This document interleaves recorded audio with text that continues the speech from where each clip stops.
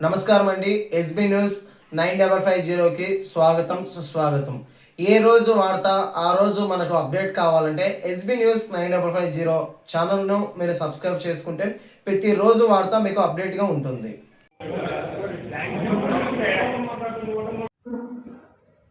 రెండు ముఖ్యమైనటువంటి అంశాలు మీ ముందు ప్రస్తావించేదానికి రావడం జరిగింది. మొదటిది రాయలసీమ జిల్లాల్లో ఉన్న నిరుద్యోగం, రెండవది రాయలసీమ జిల్లాల్లో ఉన్న పేదరికం.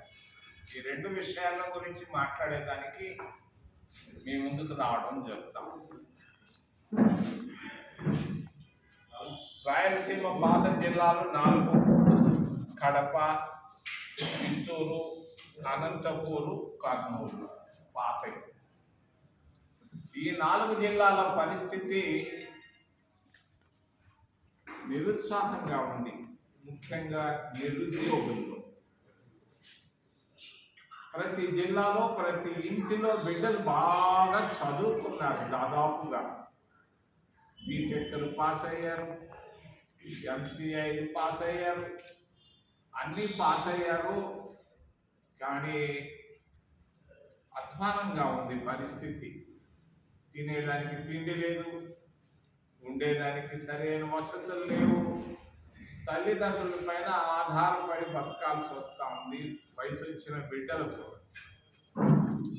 దాదాపుగా 75 సంవత్సరాల ఆంధ్రప్రదేశ్ రాష్ట్రంలో దాదాపు 7 మంది ముఖ్యమంత్రులు వచ్చారు రాయలసీమ జిల్లాల నుంచి.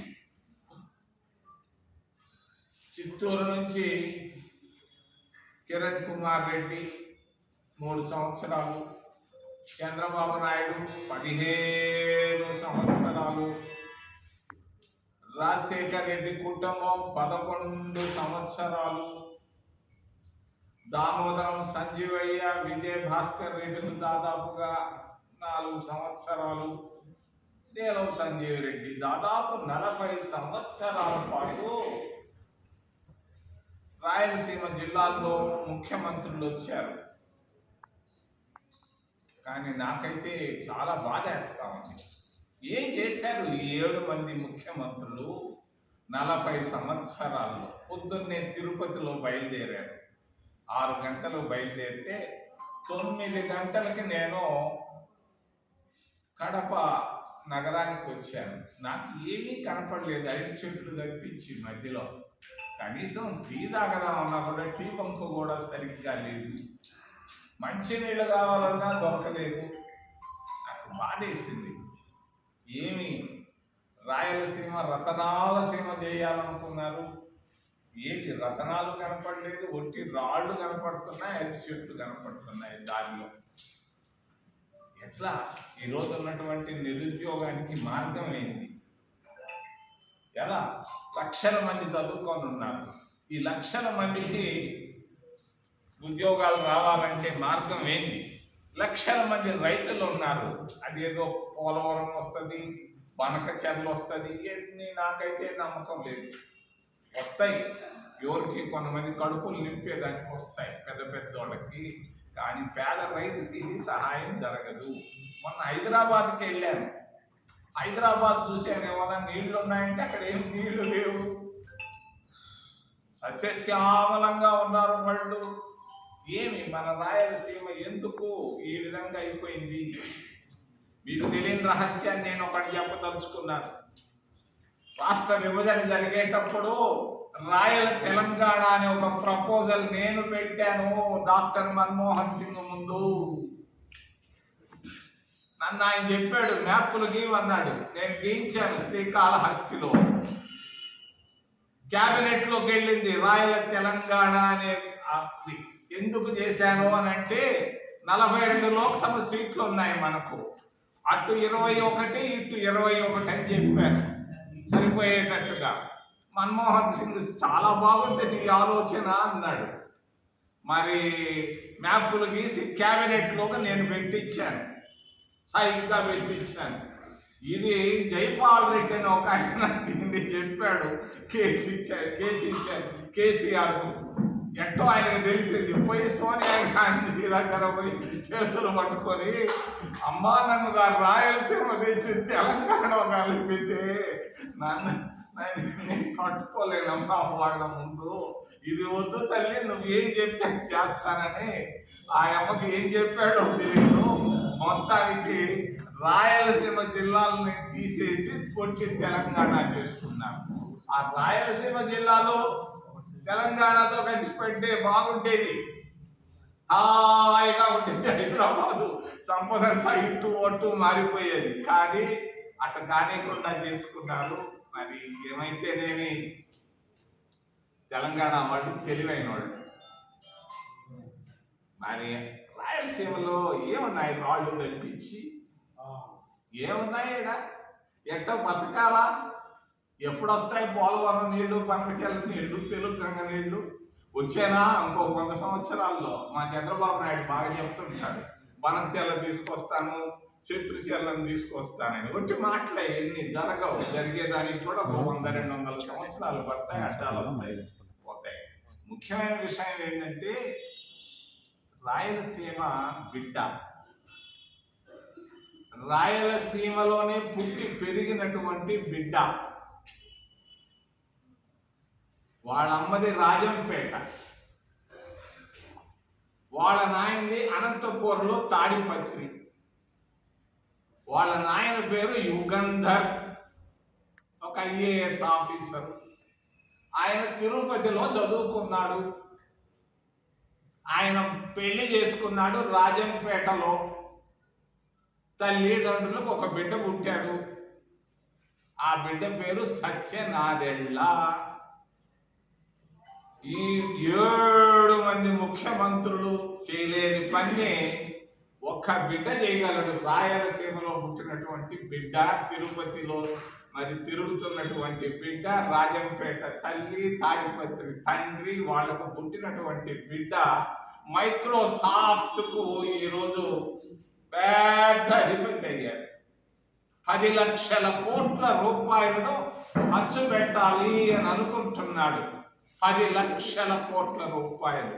దానివల్ల దాదాపు లక్షల మందికి ఉద్యోగాలు వస్తాయి.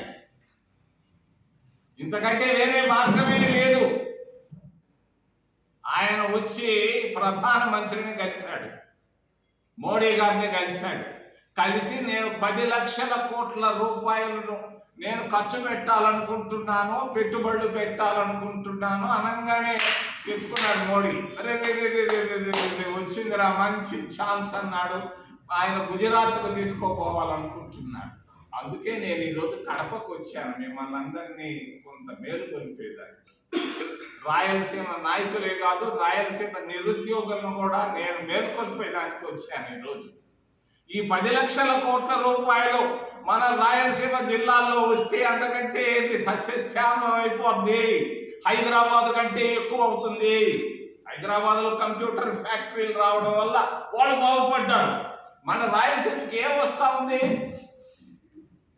ఇది ఒక్కటే మార్గం. ఓ చంద్రబాబు నాయుడు ఈరోజు RSS భగవత్తో కూర్చొని ఆయన ముచ్చట్లు ఆడుతున్నాడు తిరుపతిలో. RSS ఎన్టీ రామారావు మర్చిపెట్టి చంద్రబాబు నాయుడు ఇప్పుడు RSS చేస్తే ఆయన భగవత్తో, మోహన్ భగవత్తో కూర్చొని ముచ్చట్లు ఆడుతున్నాడు సంస్కృత విద్యాపీఠంలో ఇదే సమయంలో. అందుకే ఇదే ఆయన అక్కడ కూర్చొని ఉంటే నేను ఇక్కడ కూర్చుని దానికి వచ్చాను. ఇక్కడి నుంచి చంద్రబాబు నాయుడు చెప్తున్నాను, నువ్వేమో మోడీకి సహాయం చేస్తున్నావు, RSSకు సహాయం చేస్తున్నావు, ఎన్టీ రామారావుని మర్చిపోయావు. ఇప్పుడు మోహన్ భగవతుని కానీ ఆయన మేల్కొలుపు చేసుకు వాళ్ళిద్దరు తెలుసుకుంటున్నారు. ఏంటంటే మరి RSS ఐడియాలజీ ఏందో తెలుసుకునేదానికి వచ్చి ఉన్నారు వాళ్ళంతా. మేము ఒక సంస్కృత విద్యాపీఠాన్ని తెచ్చి ఆడ పెడితే కాంగ్రెస్ పార్టీ మరి ఆ విద్యాపీఠాన్ని RSS విద్యాపీఠంగా మార్చుకునేదానికి వచ్చి ఉన్నారు RSS అధినేత మరి మోహన్ భగవత్. దానికి సపోర్ట్ చేసేదానికి చంద్రబాబు నాయుడు వచ్చున్నాడు. ఓ చంద్రబాబు నాయుడు, నీ RSS బీజేపీని పక్కన పెట్టి మైక్రోసాఫ్ట్తో మాట్లాడు, సత్యనాదెళ్లతో. నాకు కూడా ఆయన తెలుసు, నేను కూడా ఫోన్ చేస్తాను ఈరోజే. తప్పనిసరిగా మైక్రోసాఫ్ట్ పెట్టుబడులు కడపలో రాజంపేటలో పెట్టుకో, తాడిపత్రిలో పెట్టుకో, లేకుంటే నీకు వచ్చిన దగ్గర చిత్తూరులో నీ కుప్పంలో కూడా పెట్టుకో. వారి పెట్టుబడులు మాత్రం మైక్రోసాఫ్ట్ పెట్టుబడులు గుజరాత్కు పోయేదానికి వీలే లేదు లేదు లేదు. నేను నిరుద్యోగులందరికీ తెలిపేదానికి వచ్చాను. రాయలసీమలో నాయకులందరికీ మేల్కొల్పేదానికి వచ్చాను. నేను వాళ్ళందరి ఇళ్లలోకి పోలేను, పోయేదానికి కూడా సమయం లేదు. ఆయన రేపో మాపో పెట్టుబడి పెట్టేదానికి రెడీగా ఉన్నాడు ఆయన. ఎందుకనంటే ట్రంప్ దెబ్బకు తట్టుకోలేకపోతున్నారు, ట్యాక్సులు ఎక్కువ వేస్తున్నారు. ఆడ తట్టుకోలేక ఆయన ఇక్కడికి వస్తున్నాడు. మరి భారతదేశంలో తప్పనిసరిగా రాయలసీమ బిడ్డ సత్యనారాయణ రాయలసీమ జిల్లాల్లోనే పెట్టాలని నేను డిమాండ్ చేస్తూ చంద్రబాబు నాయుడు వెంటనే ఈరోజు సాయంకాలమే నువ్వు మోహన్ భగవత్ ఆర్ఎస్ఎస్ వాళ్ళ పక్కన పెట్టేసి వెంటనే ఫోన్లో మాట్లాడు సత్యనారాయణతో. నేను కూడా మాట్లాడతాను, నాకు కూడా ఆయన తెలుసు, వాళ్ళ నాయనకు బాగా తెలుసు. మరి కాబట్టి ఈ విషయంలో జాగ్రత్త పడాలని నిరుద్యోగులందరికీ నేను తెలియజేస్తూ, రెండో విషయం పేదరికం. పేదరికం బాగా కొట్టొచ్చినట్టు కనపడతా ఉంది, దారిలో వచ్చినట్టు కనపడతా ఉంది. ఎవరి దగ్గర తగిన ఒక తెల్ల సొక్కా వేసుకున్న వాళ్ళు కనపడటం లేదు. పేదరికం కొట్టొచ్చినట్టు కనపడతా ఉంది. ఎట్ట దీనికి మార్గం? అందుకొరకే 20 సంవత్సరాల నాడు మన్మోహన్ సింగ్ ప్రధానమంత్రిగా ఉన్నప్పుడు పేదరికాన్ని గ్రామీణ ప్రాంతాల్లో తీసేసేదానికి మహాత్మా గాంధీ గారి పేరు మీద ఎన్రేగాని తీసుకొచ్చారు. Mahatma Gandhi national employment guarantee scheme. ఈ స్కీమ్ తీసుకొచ్చింది కాంగ్రెస్. ఉద్దేశం ఏంటంటే కాస్తో కోస్తో పేదరికాన్ని తీసేయాలి, ఆకలి తీసేయాలి, ప్రతి ఒక్కరికి ఏదో పని పెట్టాలన్న ఉద్దేశంతో కాంగ్రెస్ పార్టీ తీసుకొచ్చింది. మొన్న పార్లమెంట్లో ఒక బిల్లు పెట్టారు వాళ్ళు. ఆ బిల్లు ఏంటంటే మహాత్మా గాంధీ పేరు తీసేశారు. దీన్ని బట్టి బాగా తెలుస్తా ఉంది భారతీయ జనతా పార్టీ మహాత్మా గాంధీ అంటే పడదు పడదు పడదు. మరి కొత్త దాన్ని తీసుకొచ్చారు. ఎందుకు తీసుకొచ్చారు? ఏం తీసుకొచ్చారు? కార్పొరేట్లకు సహాయం చేసేదాని కొరకుగా, కూలీ రేట్లు పెరగకుండా ఉండేదాని కొరకుగా, కూలీ రేట్లు బాగా తగ్గించేదానికి పేదల వ్యతిరేకమైనటువంటి మరి కార్పొరేట్ల కొరకు మరి కొత్త కార్యక్రమాన్ని వేరే పేరు పెట్టారు. ఆ పేరు కూడా నాకు నోటికి రావటం లేదు. ఏదో పెట్టారు పాపం. మహాత్మా గాంధీని తీసేసి తీసుకొచ్చారు. దీన్ని నేను ఖండిస్తున్నాను. భారతీయ జనతా పార్టీ వైఖరిని ఇది పొరపాటు. పేదవాళ్ళకు న్యాయం చేసేటువంటి మరి ఉపాధి హామీ పథకాన్ని తీసుకొచ్చి ప్రతి పేదవాళ్ళ పొట్ట నింపాలని నేను డిమాండ్ చేస్తూ, ఏదైనా ప్రశ్నలు ఉంటే అడగమని మేము చేసి ప్రార్థిస్తున్నాను. సార్, మెడికల్ కాలేజీలు ప్రైవేటీకరణ చేస్తే మా గవర్నమెంట్ వచ్చిన తర్వాత అందరినీ అరెస్ట్ చేస్తామని జగన్మోహన్ రెడ్డి గారు అన్నారు. అందువలన ఎవరు రావటం లేదా? మెడికల్ కాలేజీల గురించి ఈ భారతదేశంలో ఎవరికి తెలియని రహస్యాలు నాకు బాగా తెలుసు. రాజశేఖర రెడ్డి ముఖ్యమంత్రిగా ఉన్నప్పుడు నాకు ఫోన్ చేశారు. మా PS principal private secretary Hussain అని ఉన్నాడు, ఐఏఎస్ ఆఫీసరు. వాళ్ళ బంధువు మా కడపలో ఒక మెడికల్ కాలేజ్ పెట్టుకోవాలనుకుంటున్నాడు. నా వల్ల కావటం లేదా, మెడికల్ కౌన్సిల్లో కొంచెం నువ్వైతే చేయగలవంట, చింతామోహన్ చేయవయ్యా అన్నాడు. మరి ఎవరు వాళ్ళు అని అంటే, నా దగ్గర ఒక ఐఏఎస్ ఆఫీసర్ ముస్లిం ఉన్నాడు, వాళ్ళకి దగ్గర బంధువులు, పంపించు అన్నారు. ఆయన వస్తే నేనే తీసుకెళ్ళాను వాళ్ళ మెడికల్ కౌన్సిల్ ఆఫ్ ఇండియా. నేను ఆ medical council of India president ఇద్దరం కూర్చున్నాం.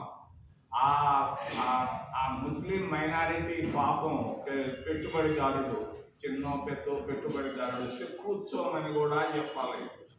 కానీ నేను ఇప్పించాను పర్మిషన్. దేనికి? కడపలో మెడికల్ కాలేజీకి పర్మిషన్ ఇప్పించింది చింతామోహన్, వైఎస్ రాజశేఖర రెడ్డి కాదు. అదే ఫిమ్స్ అంటారు, Fatima institute of medical sciences. నాకు ఈ మెడికల్ కాలేజీలు సంపూర్ణంగా తెలుసు. ఒకప్పుడు ఈ మెడికల్ కాలేజీలో నీట్ ఎగ్జామ్ రాకముందు దుడ్డు వస్తుండేది వాళ్ళకి. ఈ నీట్ ఎగ్జామ్ వచ్చిన తర్వాత వాడు కడుపులు కొట్టి పారేశారు ఢిల్లీ వాళ్ళు. మరి మెడికల్ కాలేజీ పెట్టడం అనేది పర్మిషన్ తెచ్చుకోవడం ఎంత కష్టమో దాన్ని మేనేజ్ చేయడం కూడా అంతే కష్టం. దాన్ని మేనేజ్ చేయాలని అంటే ఒక మార్పు తీసుకురావాలి. ఈరోజు ప్రొఫెసర్లు మెడికల్ కాలేజీల్లో దొరకటం లేదు, ముఖ్యంగా అనాటమీ లాంటి సబ్జెక్టులు. వీళ్ళకు కావాలనంటే 70 సంవత్సరాల వయోపరిమితి పెట్టారు. దాన్ని తీసేసి 80 సంవత్సరాల వయోపరిమితి పెట్టితే అప్పుడు వస్తారు ప్రొఫెసర్లు. ప్రొఫెసర్లు లేకుండా ఏ దేయానికి పర్మిషన్లు ఇవ్వటం లేదు. అప్పుడప్పుడు మీ దగ్గరకు పరిగిస్తుంటారు వాళ్ళు ఇన్స్పెక్టర్లని, ఉండాలా ప్రొఫెసర్లని. ఎక్కడుంటారు ప్రొఫెసర్లు? లేరు. చెప్పేదానికి ప్రొఫెసర్లు కూడా అవసరం మెడికల్ కాలేజీల్లో. ఇది చాలా కష్టమైంది. ఆలోచన మంచిదే కానీ దాని ఆచరణ మహా కష్టం. పబ్లిక్ అదేదో పీపీపీ అంటున్నారు కదా, ఏదున్నా కూడా కాలేజీ ఉంటుంది, చదివేవాళ్ళు చదువుతారు, పేసేవాళ్ళు పాస్ అవుతారు. కాబట్టి దాని మీద సంతకాల సేకరణ అనవసరం. నేను ఎన్ని సంతకాలు పెడితే ఫిమ్స్ మీ ఫతిమా ఇన్స్టిట్యూట్ నేను తెచ్చి ఇచ్చాను. అంతేకాదు క్రిస్టియన్ మెడికల్ కాలేజ్ వెల్లూరులో కూడా 25 సంవత్సరాలు వాళ్ళు అల్లాడుతుంటే నేను 825 ఎంఎస్, ఎంసీహెచ్, డిఎం సీట్లు నేను ఇప్పించా మన్మోహన్ సింగ్తో ఫైట్ చేసి. కాబట్టి ఒక క్రిస్టియన్ మెడికల్ కాలేజే కాదు, ఒక ముస్లిం ఇన్స్టిట్యూటే కాదు, తిరుపతిలో స్విమ్స్ అనే దానికి కూడా నేను చేశాను. కేవలం పాపం ఎక్కడున్నాడు మన్మోహన్ సింగ్. కాబట్టి ఆ ఆలోచన మంచిదే కానీ ఆచరణ చాలా కష్టం.